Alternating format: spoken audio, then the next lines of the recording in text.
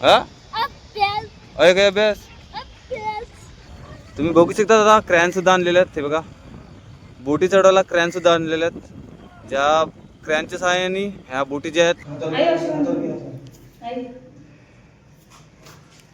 So hi guys welcome back to my YouTube channel guys तर दादा आम्ही चाललेले आहेत देवाचं दर्शन करायला आणि तुम्ही बघू शकता आम्ही एस टी मध्ये बसलेले आहेत उद्या काका आहेत आणि सुनंदा काका त्यांच्या जोडल्या झाले आम्ही बघूया आता पोहोचतो आता विरारला कारण भरपूर घाई झाली होती तर पटापट आम्ही निघाले तिकडून घरून वगैरे पालघर ट्रेन आहे ते आता पकडणार आहे तर गाईज तर गाईज चला आता भेटूया डायरेक्ट स्टेशनलाच पाहिलं बघा सर्व आपल्याला भेटले आता तेव्हा काकी आणि काका लवकर आलेले स्टेशनला कारण सामान वगैरे घ्यायचं होतं उद्याचं सामान वगैरे यायचं फायनली आता आपण पालघरला वगैरे पोचले बघा पालघर स्टेशनवरून आता आपण डुगडुगी केले आणि आपण चालले डायरेक्ट देवाकडे नमस्ते गाईस तुम्ही बघू शकता काय नका बघू भाईला आमचे उलटे आले बस हे बघा बस भाई उलटे आले करू भाई याला जाम उलटे सारखे होते मागे ठेव ना जागा आहे ना मागे ठेव अय ठेवू ना पाया पण चला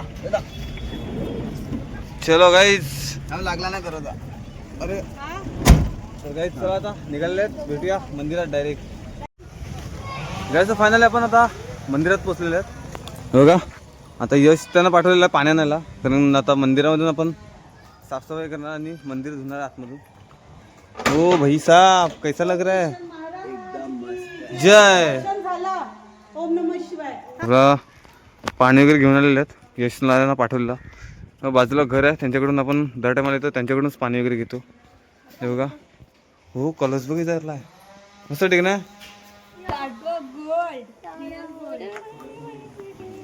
तर काही गरबा पण भरपूर करतो कारण सकाळीच भरपूर पाऊस पडलेला 7-8च्या दरम्यानमध्ये पाऊस पडलेला आणि भरपूर असं गरम करते ना एवढं हीट वाढलेलं नाही काय रे बुऱ्या पूर्ण चटकेला तर नसते पाहिला एवढं गरम झालेलं आहे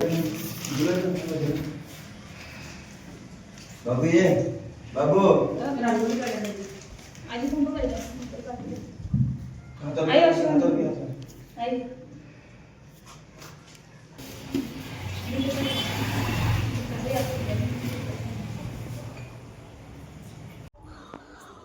गाईस तर आता आपल्या मंदिराच्या बाहेर बघा गणपती बाप्पाची सुद्धा मूर्ती आहे इथे तुम्ही बघू शकता गणपती बाप्पा सुद्धा आहे तिकडे यांची सुद्धा आपण पूजा वगैरे केलेली आहे आताच आणि एवढी गरम करते की आता आम्ही निघणार लगेच भरपूरच हीट मारते इकडे आणि सध्या आपली पूजा वगैरे सर्व झालेली आहे आतमधून तुम्ही बघू शकता आणि आता आपण निघणार आहात 15 मिनिटं बसणार आहेत आणि निघणार आहेत सर्वांचे पाय वगैरे पडून झालेले आहेत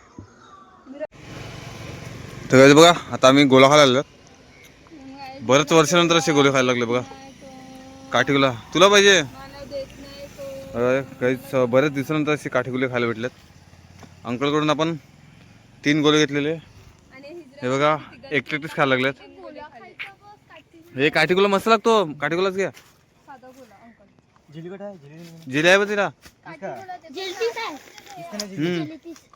नहीं आता भाई ए बुऱ्या जास्त अंकल थोडीशी चुस्ता काठीकोला बाबा साधा कोला उलट मस्त आहे ए बनव ना पटकन भाऊ अंकल साधा कोला 2 मम्मी ग्लास ना का काय खतम बी जगतील हे म्हणजे का तू खाला का नाही नाही मग घे ना तुम्हाला पाहिजे काठीकोला मला नको गाईस तर आपण आता घरी निघालेले आणि आपला ड्रायव्हर अंकल जाम जोरात चालवतोय गाडी आम्ही उलटे बसले आम्हाला चक्कर राहिले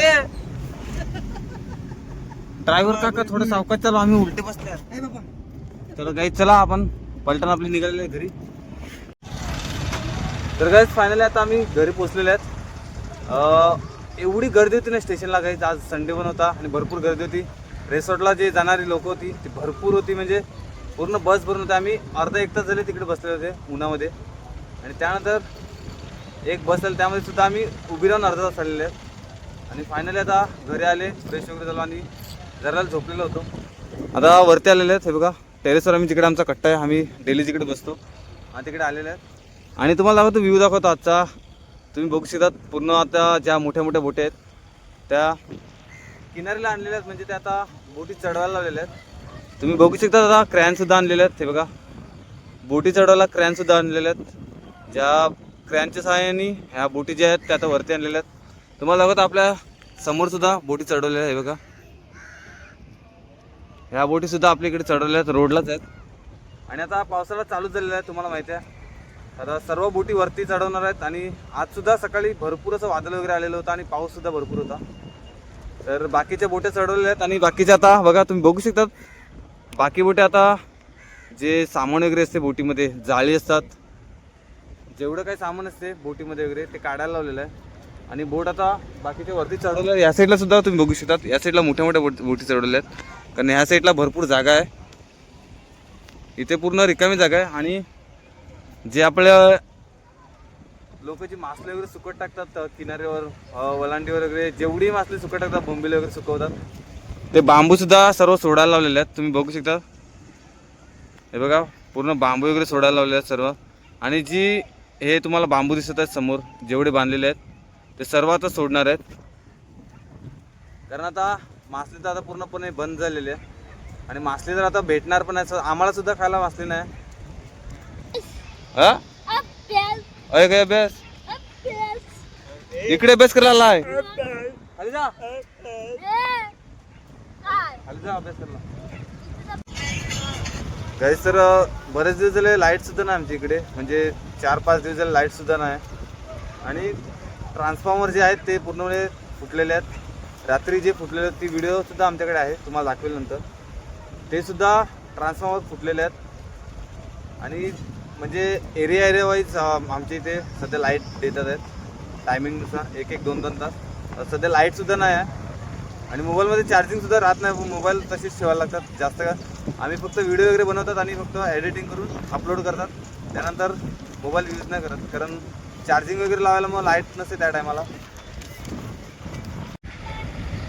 गैजे बघा ज्या जाळीसाठी जे तुंबरी वगैरे लागतात, म्हणजे जे बॉल वगैरे लागतात ते बघा तुम्ही बघू शकतात कशा प्रकारे चालवलेले आहेत. बोटीतून आता काढलेले आहेत आणि किनाऱ्याला आता वरती घेऊन जाणार आहेत. हे बघा तुम्ही बघू शकता. ओ भाई